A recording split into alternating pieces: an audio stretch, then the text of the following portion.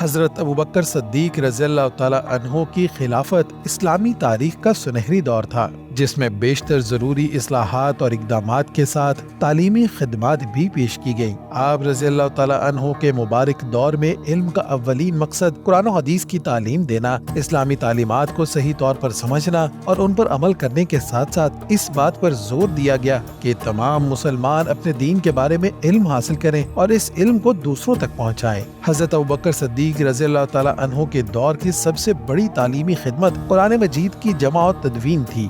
جب جنگ یمامہ میں کئی حافظ قرآن صحابی شہید ہو گئے اور یہ خطرہ پیدا ہوا کہ قرآن کے کچھ حصے ضائع ہو سکتے ہیں، تو آپ رضی اللہ تعالیٰ عنہ نے حضرت زید بن ثابت رضی اللہ تعالیٰ عنہ کی قیادت میں قرآن مجید کے تمام اجزاء کو جمع کرنے کا حکم دیا۔ حضرت ابوبکر صدیق رضی اللہ تعالیٰ عنہ کے دور میں اہم تعلیمی مرکز مسجد نبوی صلی اللہ علیہ وسلم تھی، جہاں قرآن و حدیث کی تعلیم کے ساتھ ساتھ صحابہ کرام اور مسلمانوں کے درمیان علمی گفتگو ہوتی تھی۔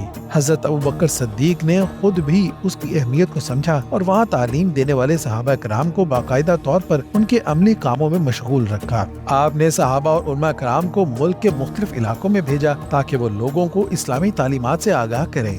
آپ رضی اللہ تعالیٰ عنہ کے دور میں جید صحابہ کرام کو علم سکھانے کی ذمہ داریاں تفویض کی گئیں، اور سب سے پہلے حضرت علی بن ابی طالب رضی اللہ تعالیٰ عنہ، جنہوں نے رسول صلی اللہ علیہ وسلم سے دین سیکھا تھا، وہ معلم کے مسلط پر فائز ہوئے۔ حضرت علی رضی اللہ تعالیٰ عنہ کی تقاریر اور علمی سوالات کے جوابات بھی مقبول تھے۔ آپ رضی اللہ تعالیٰ عنہ کی تعلیمات کو سننے کے لیے مدینہ بھر سے لوگ آتے تھے۔ اسی طرح حضرت عثمان بن عفان رضی اللہ تعالیٰ عنہ کا بھی علمی مقام بہت بلند تھا۔ آپ کو قرآن کے حفظ و قراءت اور اس کی صحیح تشریح کا خاص علم تھا، اس لیے آپ رضی اللہ تعالیٰ عنہ نے قرآن کی تدوین اور اس کے نسخوں کی نقل کرنے میں اہم کردار ادا کیا۔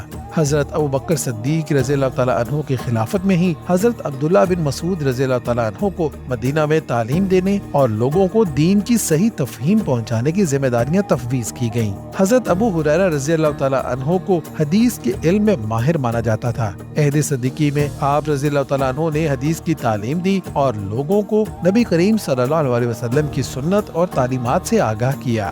اسی طرح حضرت معاذ بن جبل رضی اللہ تعالیٰ عنہ ایک عظیم فقیہ اور معلم تھے۔ آپ کو حضرت ابوبکر صدیق رضی اللہ تعالیٰ عنہ کے دور میں یمن کے گورنر کے طور پر بھیجا گیا۔ آپ نے وہاں کے لوگوں کو قرآن و سنت کی تعلیم دی۔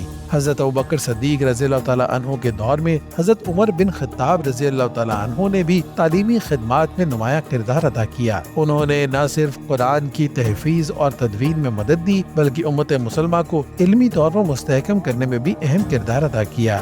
حضرت ابوبکر صدیق رضی اللہ تعالیٰ عنہ کے دور خلافت میں تعلیم کو خاص اہمیت دی گئی اور علم کے فروغ کے لیے علمی اقدامات کیے گئے۔ آپ رضی اللہ تعالیٰ عنہ کے دور میں کی گئی قرآن مجید کی تدوین اور تعلیمی ماحول کی تشکیل نے مسلمانوں کی علمی و فکری ترقی کی بنیاد رکھی۔ حضرت ابوبکر صدیق رضی اللہ تعالیٰ عنہ کے دور میں جو اقدامات کیے گئے وہ بعد میں آنے والے خلفاء اور مسلم معاشروں کے لیے ایک رہنمائی کا ذریعہ بنے۔